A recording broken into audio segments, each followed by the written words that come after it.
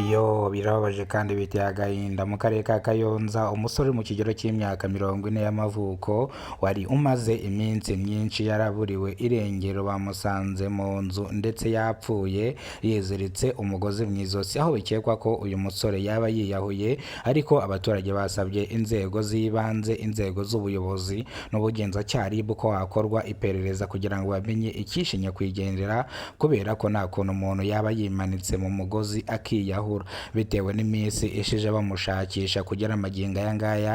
Ntago bumva yuko yaba yiyahuye, ahubwo bakeka ko yaba yishwe, ndetse abamwishe bakamumanika mu mugozi kugira ngo bayobye uburari. Reka turebere hamwe ibintu bitatu byatuma uno musore yaba yiyahuye. Abaturage bavuze yuko uyu musore yari asanzwe ari umuntu usanzwe ukora akazi gasanzwe, bavuga yuko uyu musore nta muryango yagiraga, ubwo umuryango we wamutaye, ndetse avuga ko yari afite umugore ndetse n'abana, umugore akahukana akigenda bitewe n'uko uyu mugabo atarashobotse. Se urupfu rw'uno mugabo rwaturutse ku mugore wiwe wagiye ndetse n'abana be bakagenda. Ese byagenze bite ubundi kugira ngo uyu mugabo yiyahure? Ese hashije igihe kingana gite uyu mugabo yaraburiwe irengero? Ese abaturage babwiye n'iki yuko uyu mugabo ari mu nzu bagasanga yiyahuye? Ese nta muntu watabaje avuga yuko uno mugabo yiyahuye? Ndetse ibibazo biracyari byinshi cyane. Inzego z'ibanze zavuze yuko uyu mugabo hashije ibyumweru bitatu aburiwe irengero, ubwo bari baratangiye kumushakisha baraburiwe irengero ryiwe. Abayobozi batunguwe no kumva induru irimo ivuga, bavuga yuko umuntu yapfuye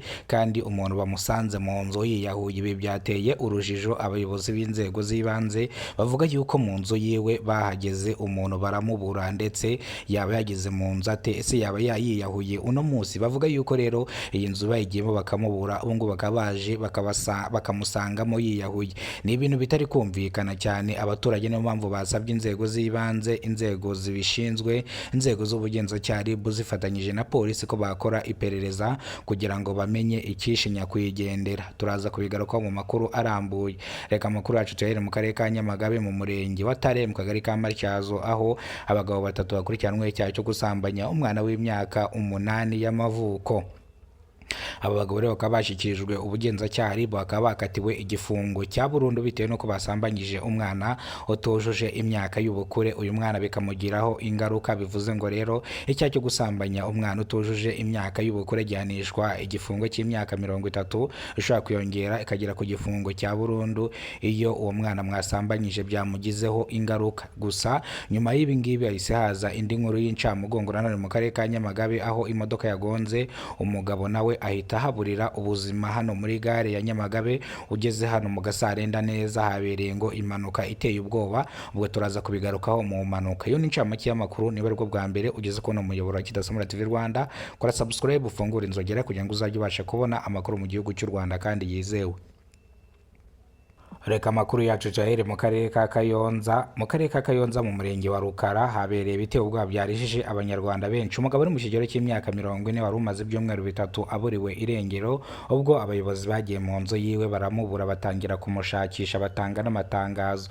Batunguwe no gusanga umugabo ari mu nzu iwiwe ngo yimanitse ishuka mu mutwe yiyahuye. Bavuga yuko yaba yiyahuye yiziritse mu kagozi akiyahura, aho abaturage ibingibi batari bari guhabanya nabyo. Bavuga yuko uyu mugabo bagiye mu nzu yiwe baramubura, nta kuntu yaba yiyahuye, ahubwo yishwe azamanikwa mu nzu kugira ngo abamwishe bayobye uburari, kugira ngo bataza gukurikiranwa. Ariko abaturage basabye ubugenzacyaha RIB, abayobozi b'ibanze bafatanye na polisi bakora iperereza babone icyishe nyakwigendera, kubera ko nyakwigendera ari umuntu ukora akazi gasanzwe kandi yari amaze iminsi atandukanye n'umuryango we, ubwo yari asigaye mu nzu wenyine. Bivuga yuko rero uyu mugabo yaba yishwe. Ngayo nguko rero iyi ni incamake y'amakuru. Niba aribwo bwa mbere ugeze ko no muyobora Kidasamura TV Rwanda, kora subscribe, ufungura inzogera. Ubwo reka amakuru yacu tuyerekeze mu karere ka Nyamagabe ahabereye naho ibiteye ubwoba. Turaza kubigarukaho mu makuru arambuye, ngira ngo ndabibasezeranya ko ndibuze kubibabwiraho. So kora subscribe, ufungura inzogera. Umwanya ngezemo no gutanga itangazo ry'abantu bashaka akazi, niyo mpamvu inkuru nyicimburiyemo hagati kugira ngo ndaza kubabwira ibyabereye Nyamagabe, babwire n'impanuka yabereye Nyamagabe umuntu wayipfiriyemo, ngere no kuriya mwana bafashe ku ngufu w'imyaka 8, ndetse aba bagabo bakaba bakatiwe burundu. Ariko reka mbanza nyuzeho itangazo ry'akazi.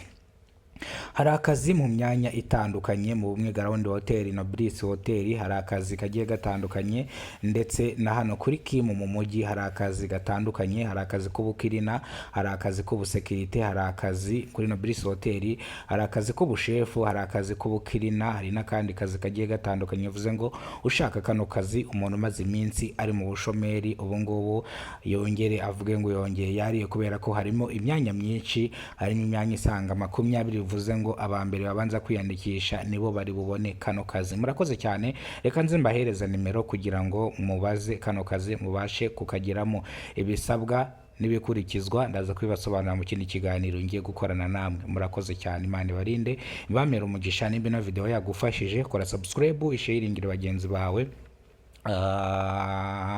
Kidasamura ni ikiganiro cica kuri YouTube channel Kidasamura TV Rwanda. Murakoze cyane, Imana ibarinde, ibahezagire, ibahereze umugisha, ibyo kurya, ibyo kunywa. Kidasamura ni ihuriro ry'ibiganiro bitandukanye hano mu gihugu cy'u Rwanda.